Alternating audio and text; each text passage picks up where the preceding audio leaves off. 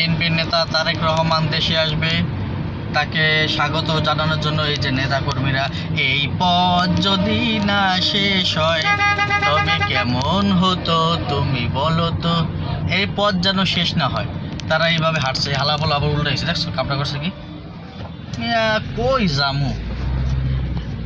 জয় বাংলা, জয় ধানের শীষ।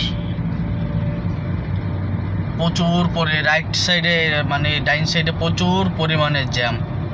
আমি এয়ারপোর্ট থেকে আমি এসে যাব, খিলখাত আসবো, আমার লাগছে 1 ঘন্টার উপরে সময়। পরে রেডিসন এখান দিয়ে ইউটার্ন নিয়ে যাচ্ছি। কি অবস্থা, ওই যে রাস্তা পার হইতেছে আবার চাচিরা, প্রচুর পরিমাণে জ্যাম ঠেলা। এই এখন যাচ্ছি আমার hotel Best Western Palace runway. আমি রানওয়ে যাচ্ছি।